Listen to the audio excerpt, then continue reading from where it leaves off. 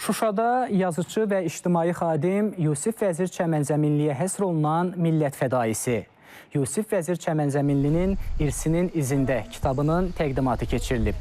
Bildirilib ki, nəşrdə yazıçıya dair son illərdə aşkar olunan yeni arxiv materialları ilk dəfə ictimaiyyətə təqdim olunur. Çıxış edənlər yazıçının zəngin ədəbi irsinin hələ tam nəşr edilmədiyini vurğulayıblar. Yazıçının əsərlərinin sistemli şəkildə çoxcildli formatda çapının vacibliyinə diqqət çəkilib. Qeyd edək ki, təqdimatdan əvvəl tədbir iştirakçıları və Çəmənzəminlinin nəvələri ictimai xadimin Şuşa şəhərinin işğal dönəmində tamamilə xarabalığa çevrilən evinin qalıqlarını ziyarət ediblər.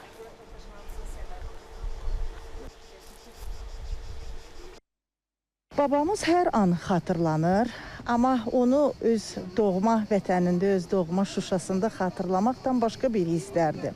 Mən artıq işğal dövründən sonra, yəni torpaqlarımız geri qayıdandan sonra mən 3-cü dəfəyəm Şuşada və ən maraqlı məqam odur ki, 2 dəfə biz burada olanda, bu dəfədən öncəsində biz onun evini nə qədər axtardıq, tapa bilməmişdik.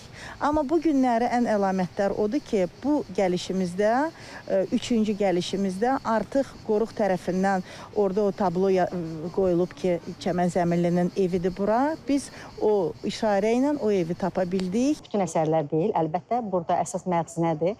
Biz müxtəlif məxəzlərdən topladığımız yeniliklər, yeni aşkar elədiyimiz tapıntılar Yusif Vəzir ilə bağlı. Onların hamısını bir yerə toplayıb təqdim edirik. Buna niyə ehtiyac duyduq? Çünki bu tapıntılar onun əvvəlki 3 cildliklərində yoxdur.